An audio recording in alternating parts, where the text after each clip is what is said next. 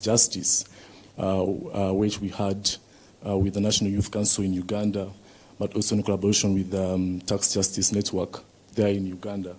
We had this petition to the Parliament of Uganda, the Speaker, but also later on to the Speaker at IALA, at the East African Community. So that's how we cooperate still with the National Youth Councils to derive some change that always has regional backing.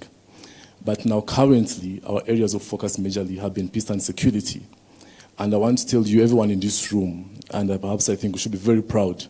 You know, this is my second time coming to this Bomas, this particular building. Last time we were here for election observation missions, the last year's election for Kenya.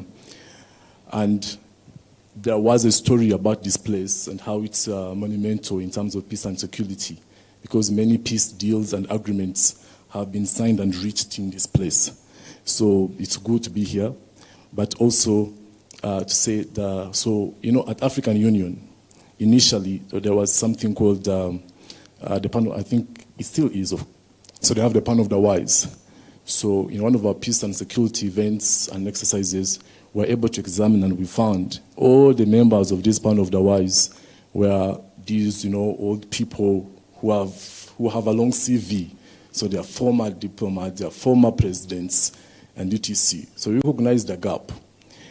And we try to start from here to ask, why can't we have also some sort of a youth-wise panel, so that we can have not just these old people with long CVs to do the mediation in peace and security, but also the young people.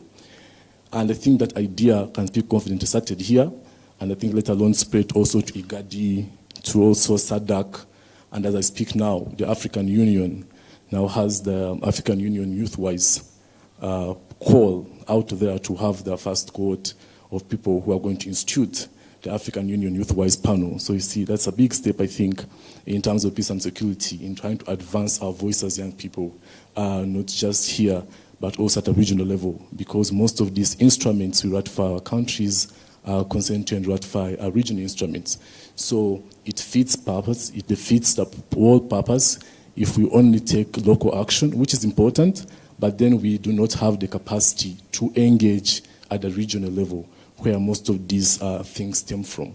So that's a strategy we're currently employing to ensure that we have more say and more influence in terms of regional instruments, but also at these global instruments at the UN.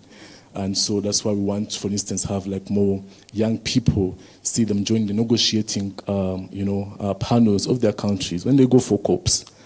And also maybe also at the regional level, at the East African community, because the East African community sends a delegation to COP.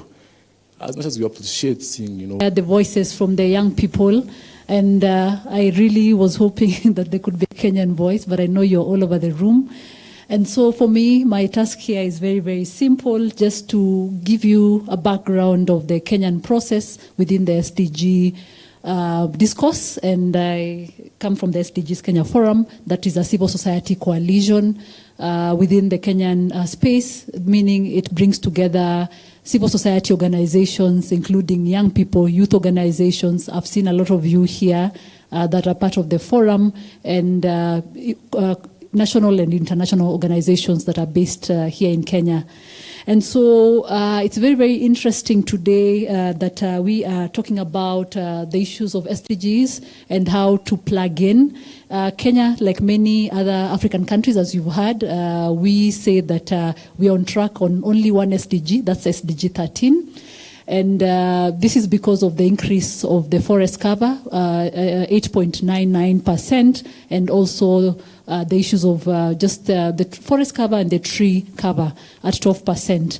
And so if you look at the other SDGs, we are, like most of you, we are not on progress. There's a bit of input here and there. There's a bit of investments. And so we are urging all our governments to ensure that we don't just progress on one or two goals, but we can showcase how all the SDGs should be progressing. And it's important for us to have a holistic approach, because sustainable development goals, we cannot achieve them by just mere having a few goals here and there going on. I was hoping that the slides will come on, but I can use my phone. And so as we progress, we wanted to highlight to you, and I put in a bit of text. This is because I understand many times when I'm in these spaces, young people say to us that we provide information but not holistically. And so we hope that the organizers will be able to share with you this information later on for you to be able to plug in some of the activities that are happening here in Kenya, but also in the region. But more importantly, we hope that you could also, if there's something that is happening in Kenya that you can replicate in your country, we hope that we can do so as partners. And so quickly moving in, the Kenyan SDG process is under the Interagency Technical, under the National Treasury. And so this is the ministry that is in charge of this.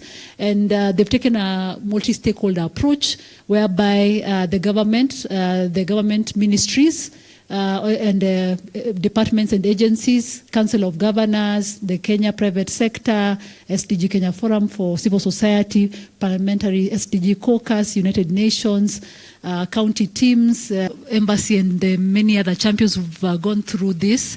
And so this is borrowed from something that happens. Sorry, I can't pronounce that name, but it's the Danish version of the People's Dialogue.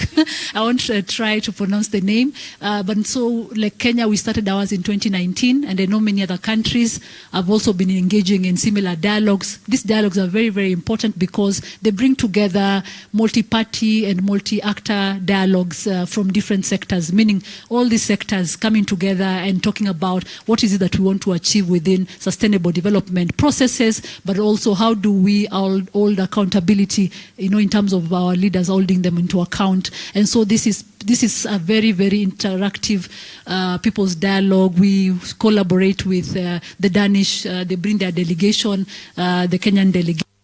And I know that other countries also maybe do similar things. And more importantly, we have the youth cafes, youth spaces. And so we are calling upon during the next People's Dialogue, if you could also come together and also strongly showcase some of these great initiatives that you are participating in.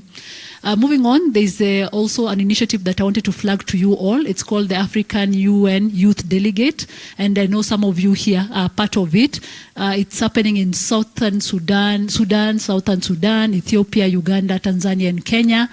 And it's led by CRISP. This is a German partner, and what their role is to ensure that we strengthen the youth voices within HLPF, the High-Level Political Forum, the United Nations General Assembly, all these global processes that many times it's just very high-level delegations go to, and we miss out on the young voices, the youth voices. And so this has been very, very interesting, just learning what Southern Sudan, what all these other countries are engaging in, and maybe just calling upon those countries that are missing from this list.